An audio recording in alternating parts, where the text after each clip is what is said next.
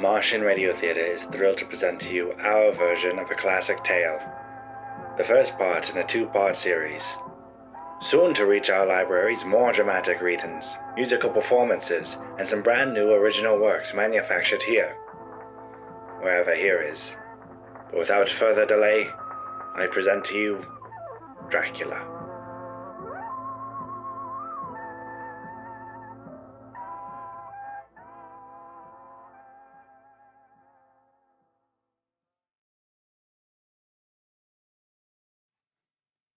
Ladies and gentlemen, my name is Arthur Seward. I am here tonight to bear witness to the truth of certain events which you may find it hard to believe, but I ask you to believe them.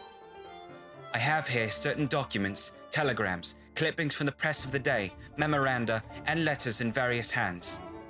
All needless matters have been eliminated. So the history, almost at variance with the possibilities of contemporary belief, may stand forth as simple fact. I present you first with excerpts from the private journal of Jonathan Harker.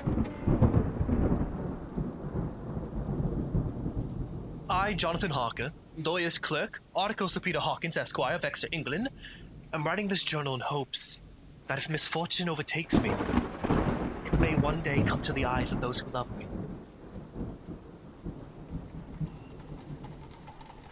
I set out from London on the last day of April to visit one of our clients in Eastern Europe. On May the 3rd, I arrived in Budapest and came after nightfall to Klausenburg on the borders of Transylvania. At Bistritz, there was a letter of welcome for me, informing me that his carriage would await me at the Borgo Pass. It was signed, Dracula. Bukovina! Coach for Bukovina! The road was rough, but still we seemed to fly over it with feverish haste. When it grew dark, there seemed to be some excitement among the passengers. I kept speaking to the driver and looking at him, and urging him on with greater speed. The crazy coach rocks from its great leather springs. The mountains seemed to come nearer to us on either side. Coachman! Coachman, what is it? Where are we? You are leaving your destination, young hare. This is the Borgo Pass. There were black, rolling clouds overhead. A caleche with 4 horses had drawn up beside us. The coachman smiled, and the lamplight fell upon a hard-looking mouth with very red lips and sharp-looking teeth as white as ivory. We began to move. I looked back. The coach and its load of passengers had vanished from sight. We swept into the darkness of the pass. I struck a match. It was within a few minutes of midnight. Then a dog began to howl somewhere far down the road. The wind was rising, moaning, whistling through the rocks. The branches of trees crashed together as we swept along. It grew colder and colder still, and fine, powdery snow began to fall. The baying of wolves sounded nearer and nearer, as though they were closing around us from every side. We kept ascending, always ascending. The howling of wolves was growing less. Presently it ceased altogether, and then the moon broke through the black clouds, and by its light I saw around us a ring of wolves running alongside the carriage in silence, with white teeth and lolling red tongues, with long, sinewy limbs and shaggy hair.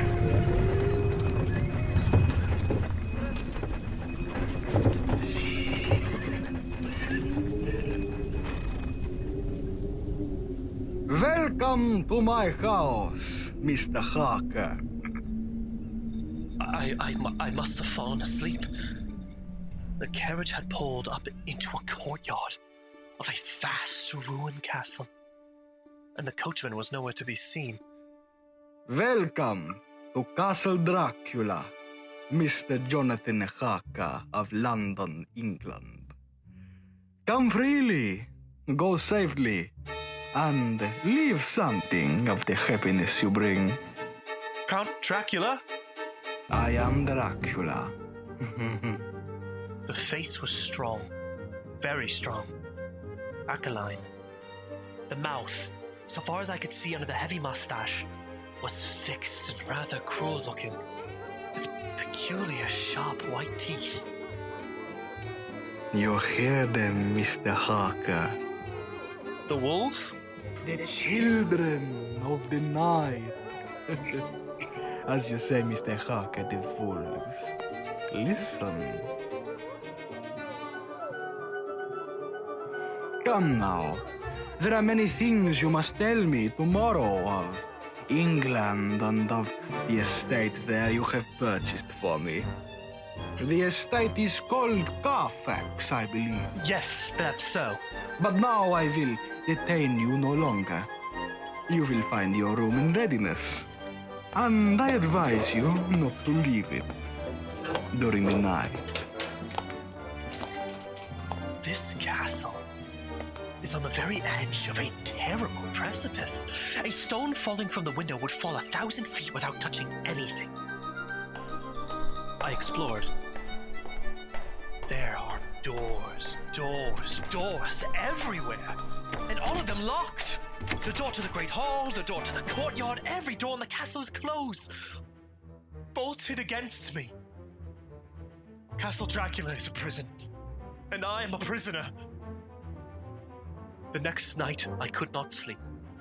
So, after a few hours, I got up, and lighting my candle, I placed my shaving mirror on the dressing table, and was just beginning to shave. You seem restless, Mr. Harker. I had not seen him.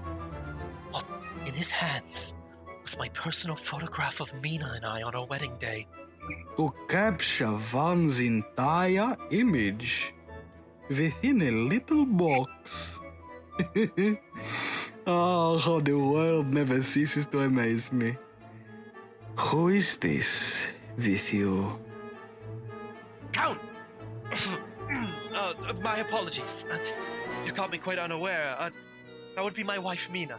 We'll be married a year this September. Mina? Does she have Turkish lineage? Pardon? Oh, nothing, Mr. Harker. She merely reminded me of someone dear from my youth. She is beautiful. Well, thank you, Count. I turned to the glass again. Count Dracula was close to me, and I could see him over my shoulder, but there was no reflection of him in the mirror. It was blank. I started and cut myself on the side of the throat. The blood was trickling down my neck. Count! The blood, wipe the blood from your face, Mr. Harker. And take care how you cut yourself. It is more dangerous than you think in this country. When I awoke, I found most of my things were gone. My passport, my notes, my letter of credit. I could find no trace of them anywhere. And my door was locked from the outside. June 29th. There's some kind of work going on in the castle. Now and then I hear the faraway muffled sound of mattock and spade. And last night, the second of 3 dated letters which Dracula made me write. The second of that series, which was to blot out the varying traces of my existence from the earth, went forth. Count Dracula! Yes, my young friend. Well, what of me? When am I free? When can I leave this place? Free? What, Mr. Harker, you are always free. You want to leave? Would you like to leave tonight? Yes! Yes, in God's name! Oh, why, my dear young friend, not an hour shall you wait in my castle against your will. Come, follow me. Your door seems to be bolted. How strange, your door is locked. Well, in God's name, open it! As you will, Mr. Harker, as you will. You know, you English have a proverb which is very close to my heart. Ah, yes. Welcome the coming, speed the departing guests. Good night, Mr. Harker. Shut the door, I tell you! Shut! The door, shut! The door is shut, Mr. Harker. I take it you will remain.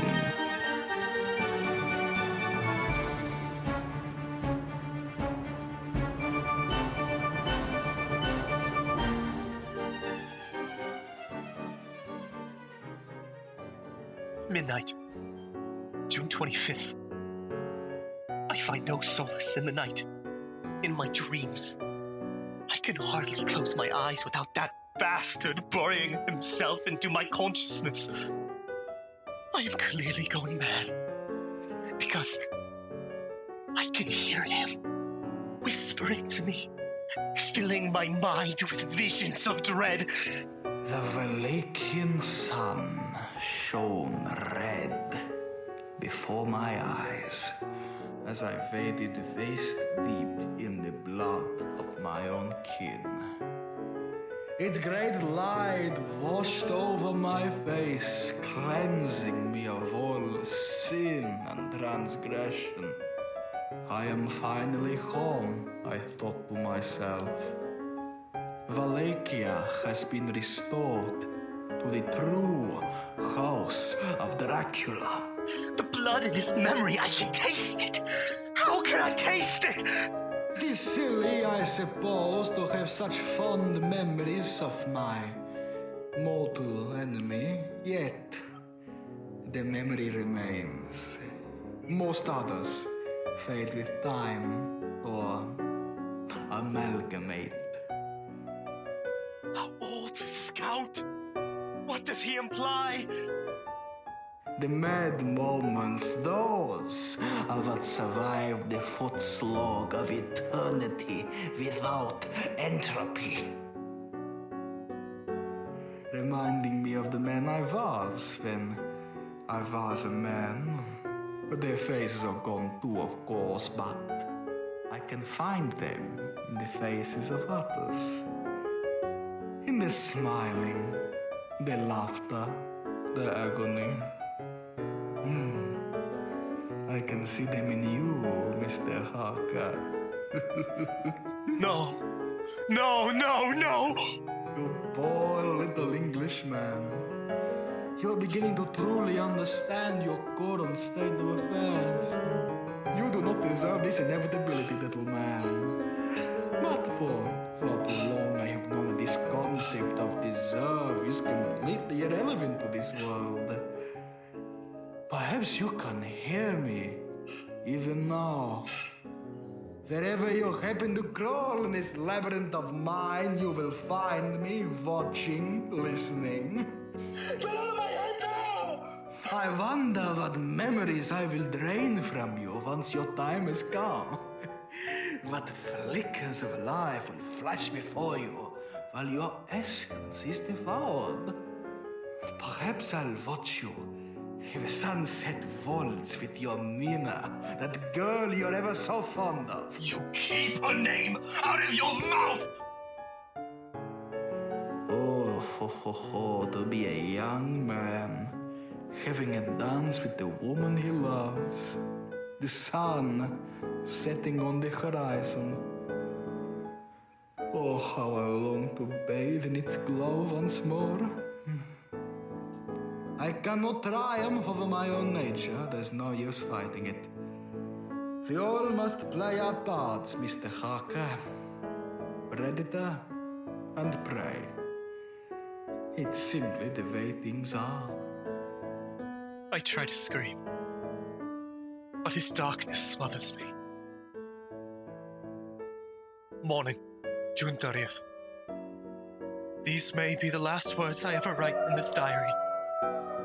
Oh God, preserve my sanity. I have never seen Count Dracula by day. At sunrise, at the first cock crow, he is gone. I don't understand these things. I only know that the wolves are baying and that he is a man with hair on the palm of his hands, with sharp teeth and no blood in his face. He casts no shadow, and he moves like a bat across the sheer face of the castle walls. He eats no food, and he is mortally afraid of the crucifix. As I write this, I hear in the courtyard the rolling of heavy wheels and cracking of whips. And there is a passageway. Below, a pound of heavy boxes being set down, boxes shaped like coffins. And I know that behold, the boxes are filled with the holy earth from the chapel beneath the castle. It is the last box being nailed down. And now I hear the heavy feet tramping again. The door's shut. The chains rattle. And in the courtyard, and down the rocky way, and the roll of heavy wheels, the cracks of whips. Help! Help! Help! The wagons have gone. I'm alone in the castle. I'm alone in the castle. I'm alone in the castle.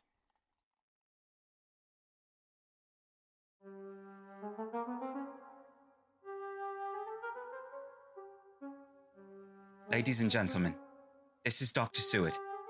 Mr. Harker's journal terminates at this point. I now present in evidence a clipping dated August of that year from the Yorkshire Telegraph from our correspondent at Whitby.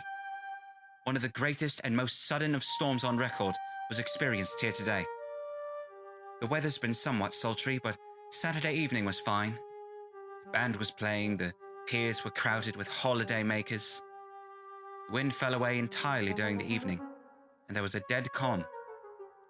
There were but few lights at sea. The only sail noticeable was a 4-inch schooner under full canvas, which was seemingly going westward.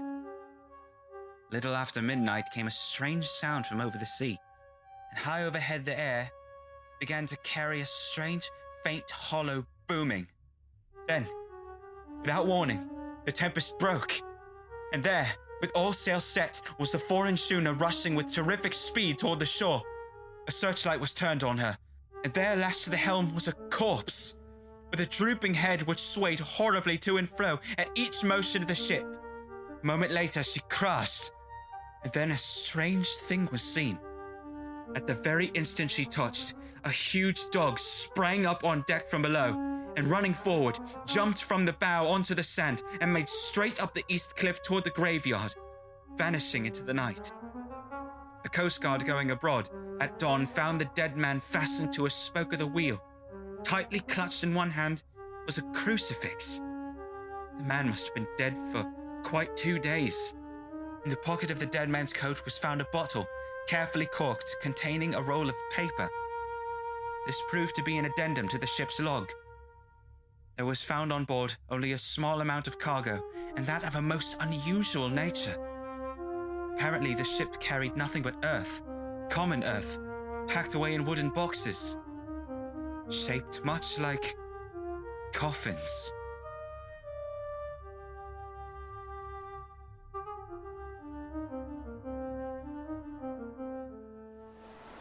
Log of the Demeter, Russian flag, Black Sea to Whitby, July 6th.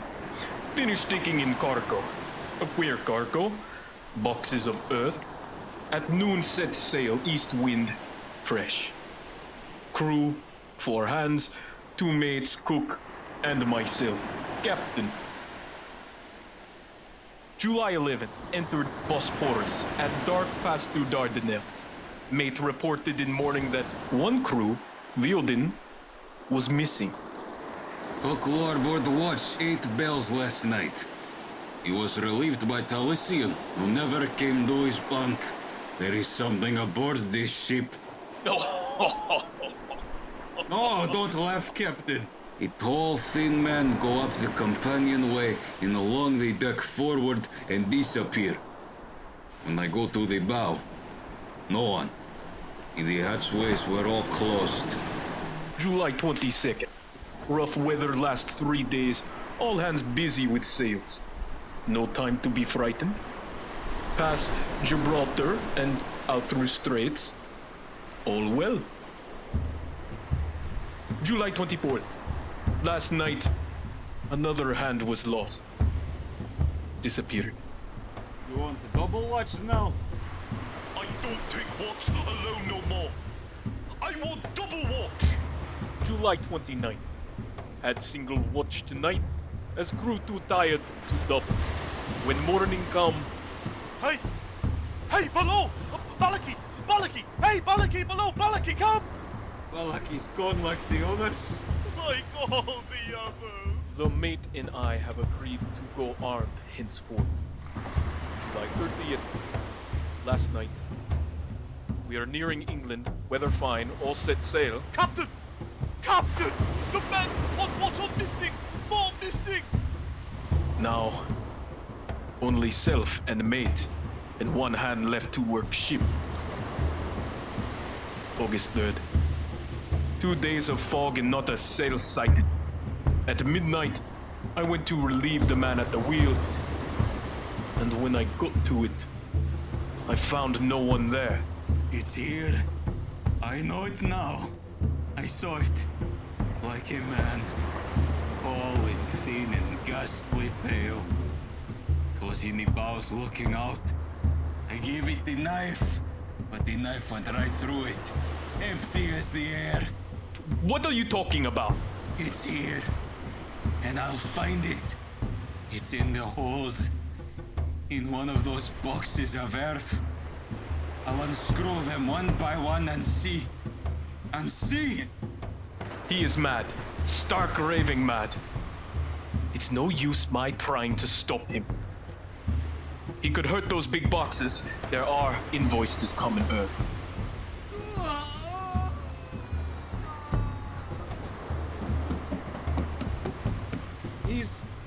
He's there! Down in the hole! I know the secret now. The sea will save me from the horror. That's all that's left. That's all that's left. August 4th. I am all alone on my ship. And still the fog. I dared not go below. I dared not leave the helm. So here, all night I stay. And in the dimness of the night, I saw it. I saw him. God forgive me, but the mate was right to jump overboard. It was better to die like a sailor in the blue water. But I am captain, and I must not leave my ship. I shall tie my hands to the wheel when my strength begins to fail, and all along with them I shall tie that which it dared not touch. My crucifix. I am growing weaker, and the night is coming on. God and the Blessed Virgin help a poor, ignorant soul trying to do his duty.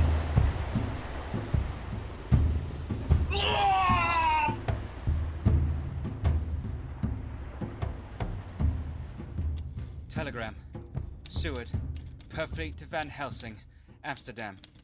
Lucy Westenra in alarming condition. Cannot diagnose. Come at once. Seward. Telegram. Van Helsing. Amsterdam to Seward. Perfleet. I'm on my way to you. Please arrange for me to examine your patient immediately. Van Helsing. Ladies and gentlemen, I shall now explain that 6 months before the events recorded here, I had become engaged to a young lady, Lucy Westenra. We were to be married in the spring. Even the day of our engagement seems like a lifetime ago now. It had been an ordinary summer afternoon. Lucy had been regaling her cousin Mina and I with talk of London's newest societal developments. I didn't mean to offend anyone, really. I only found it funny that this National Gallery of British Art was built on the grounds of the former Millbank prison. Naturally, I tried to salvage the situation with the old art is theft adage, but I'm afraid that the humor was lost on them. Oh, Lucy. What would Grandmother say if she could see you now? The very sight of me now would kill Grandmother twice over. But really, cousin, you must be careful about what you say around these people. Oh, must I? Arthur, darling, you don't think my behavior at the National Gallery was immodest, do you? Oh, I do think so wholeheartedly. Although I could be biased, I have a great affection for modesty and look for it wherever I go. Ah, the young, globe-trotting Lord Godalming on the lookout for vice. What a ravishing mental photograph. Why is it that you couldn't accompany me to the National Gallery then, Arthur? I was bogged down with medical research, darling. Precisely. You are the 15th Lord of Godalming, you're an entire social class above any of your colleagues, and richer beyond your wildest dreams. What do you want with being a doctor? I once read that a well-rounded man should be equal parts an artist, a warrior, and a philosopher. Who was it that said that? Funnily enough, I can't remember. Well, perhaps they'd be more memorable if they didn't occupy all the time being such a jack of all trades and devoted themselves completely to one vocation. Well, who's to say their motivations were purely legacy-driven? Oh, don't encourage him, Mina. Why do you care about the motivations and musings of some dead Renaissance twit that our society has decided to label a philosopher? I don't know, Lucy. I've always felt attached to the past. I've been an avid student of history since I was little. Oh, I remember you wailing over your waterlogged books after I tossed them into Aunt Augusta's garden pond when we were 8. As I was saying, I've always... I don't know, it's silly, but I suppose I'm one of those eccentrics who thinks they should have been born in the past. Oh, stop. I wouldn't give up contemporary London for all the perfumes of Arabia. You wouldn't believe my dreams, though. At times, they can be so vivid. As are mine, cousin. Lord Godalming can attest to that. Really, dear? Oh, shut it. Well, cousin, I think I'll be off. I must fetch the postman. Perhaps there'll be a post from Jonathan. That man is much too boring to have gotten himself into any serious trouble. He'll be back. Thank you, darling. Don't get in too much trouble yourself while I'm gone. Cousin, you know I cannot promise that. Oh, Arthur, please don't embark on any last-minute holidays to the South Pacific with my dear cousin while I'm gone. Oh, bugger, I was gonna pack the bags when you left. You two must have been born for each other. You're a very good cousin, Miss Westenra. Am I, though? To tell her such things that I don't even know to be true? You give her hope. It's what she needs right now. Trust me, Lucy, I've been around the world. I've seen things that have shaken me to my core. But it was hope that delivered me through those tribulations. It's the foundation of what keeps us alive. You're a bloody awful poet. You know that. You're painfully correct. Then I suppose I'll just skip the big speech and get right to it. Arthur! Oh, that can't be. Will you marry me, Lucy Westenra? It's about time, you nitwit! Yes, of course, yes! How I let things fall apart the way they did still baffles me. My old teacher, Professor Van Helsing, arrived at 4 the next afternoon. I took him at once to Lucy's house. She lay in her bed, asleep. She was ghastly, chalky pale. The redhead seemed to have gone even from her lips and gums, and the bones of her face stood out. Young miss is bad, very bad. She must have blood or she will die, yet she is not anemic.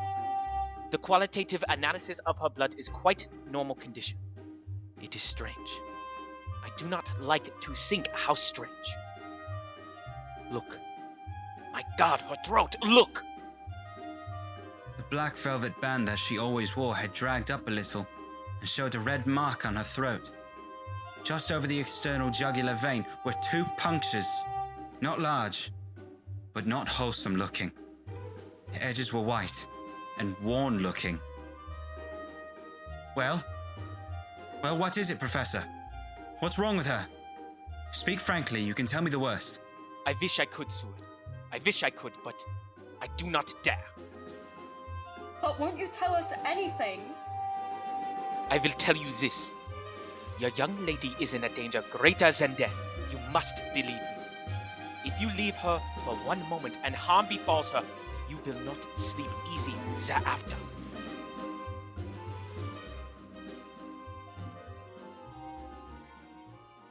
September 8th. I sat up all night with Lucy. Arthur, I'm afraid. My dear, you can sleep tonight. I'm here watching you. Nothing can happen. And I promise, at any sign of bad dreams, If I see anything, I'll wake you at once. You will? Will you really? Then I'll sleep. I sat all night by her bedside. She did not wake once during the night, although the bat or something flapped almost angrily against the window pane. September 11th. Still quoting from my private journals. At this time, I received a message from Purfleet. It read, 10:20 p.m., St. John's Hospital. Serious complications, case 891. Your immediate presence in London. Imperative. I had no choice. Sometime later, a paper was found among Lucy Westenra's belongings. I write this and leave it to be seen so that no one, by any chance, may get into trouble through me. I went to bed as usual, taking care that the window was closed as Dr. Van Helsing had directed. About 2 a.m, I awakened. I went to the door, called out, "Arthur!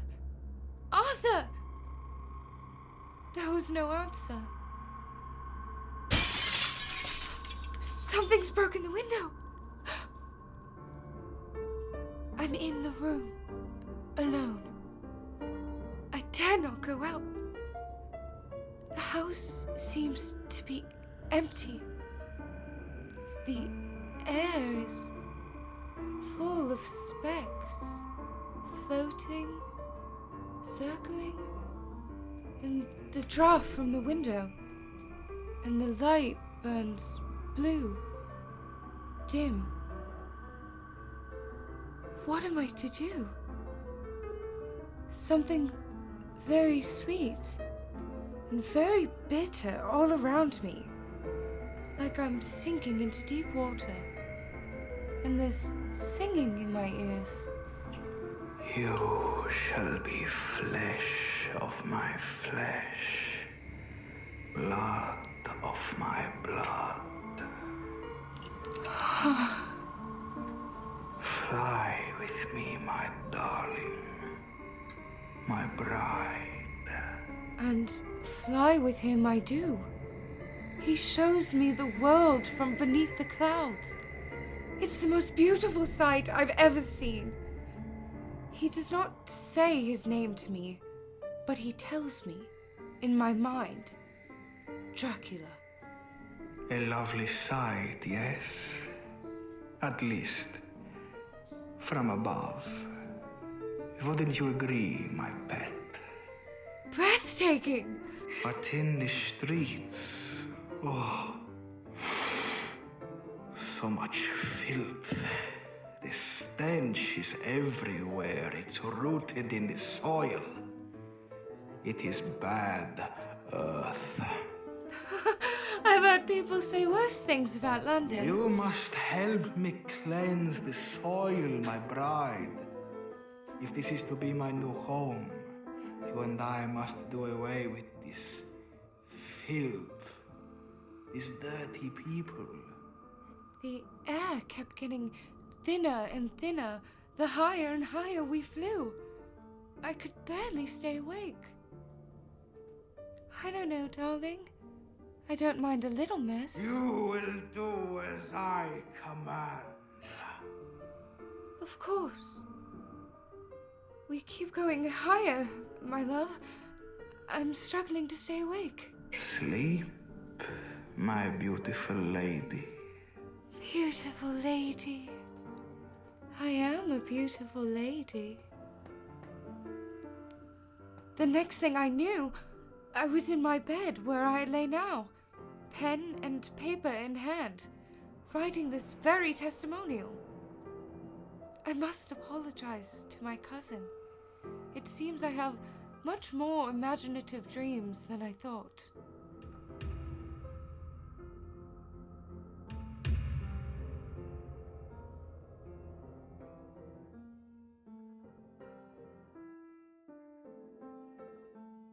September 12th. Late. Only resolution and habit can let me make an entry tonight. We found her sprawled on the floor, and there was a draft in the room from the broken window. The throat was bare, showing the 2 wounds, looking horribly white and mangled. We are too late, my friend. We have failed. God's will is done. She is dying. Yes, she is dying. Stay beside her. It will make much difference, mark me, whether she dies conscious or in her sleep.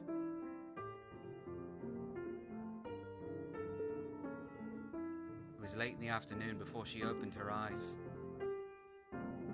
Arthur. Oh, my love. I'm so glad you've come. I took her hand and knelt beside her. Her breath came and went like a tired, peaceful child's. And then the light from the setting sun fell on her face, and then, insensibly, a strange change came over her. Her eyes grew suddenly dull and hard. Her breathing was heavy. The mouth opened and the pale gums drawn back made the teeth look sharp and large. Arthur? Ah, my love. I'm so glad you've come. Kiss me. Bend down and kiss me. Run! Run for your living souls in hers! Lucy!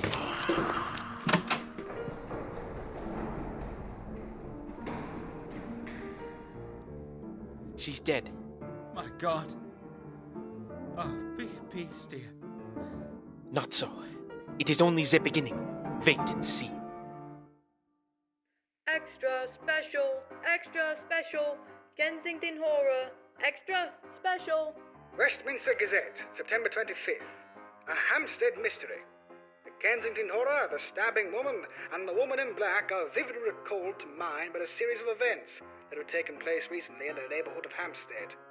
Several cases have occurred of young children straying from home or failing to return from playing on the heath.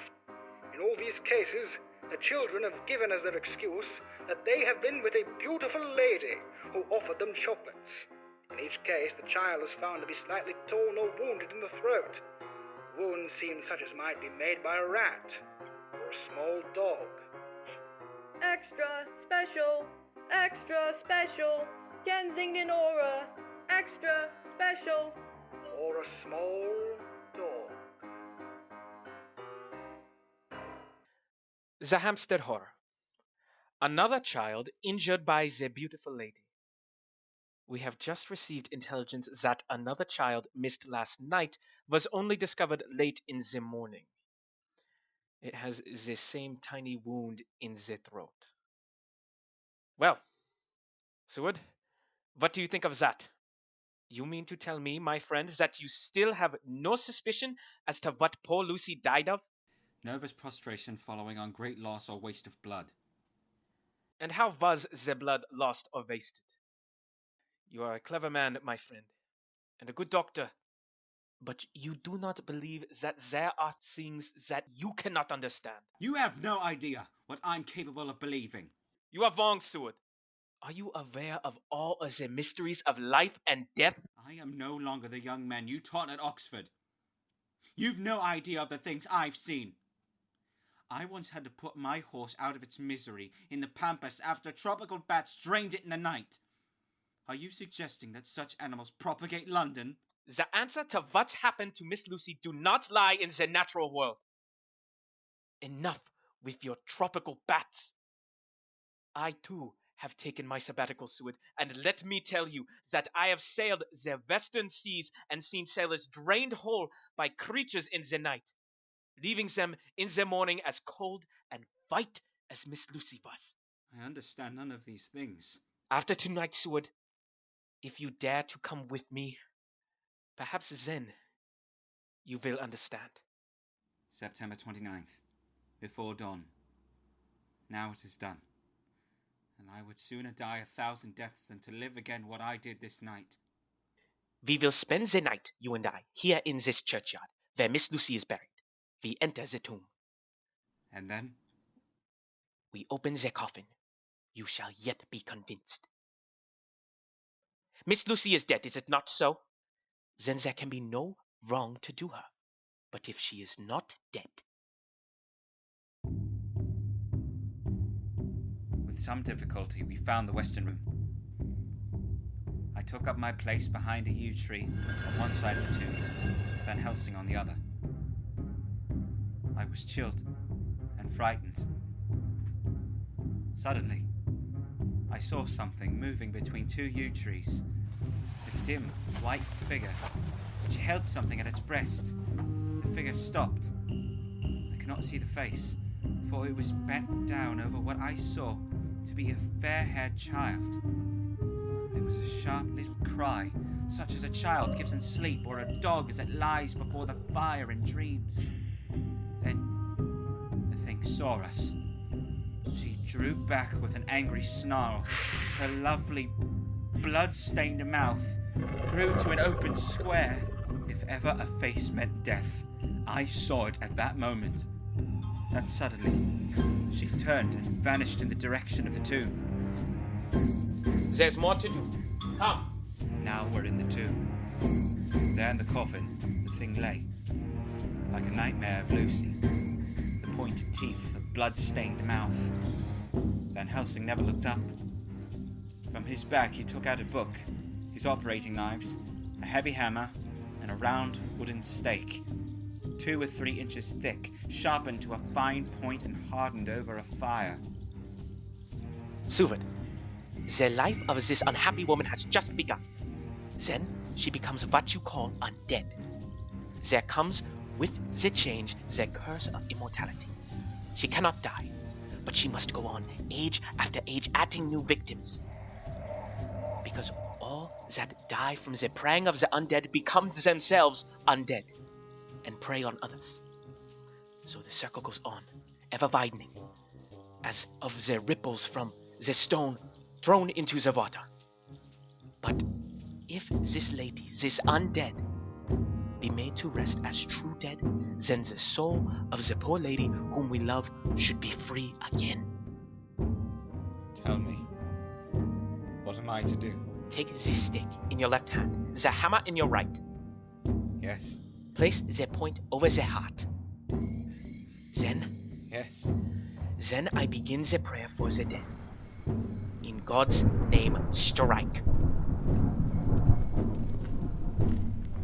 Deus est triste. Ide de vivi quo memus tus dex, calum pate patri.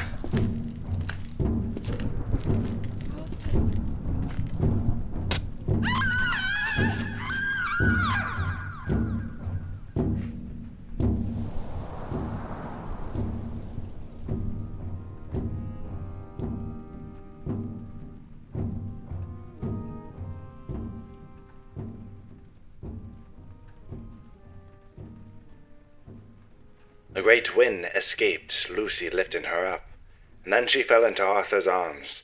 Van Helsing staggered away toward town without a word, likely to fetch whatever help might be about, leaving Arthur and the beautiful lady alone, her engagement ring catching the first red light of the sun. Will our heroes pursue the vile monster? Will this blood-devouring vampire seek retribution? The loss of unlucky Lucy weighs heavy. Thank you for listening to Martian Radio Theatre, and stay tuned for the exciting conclusion.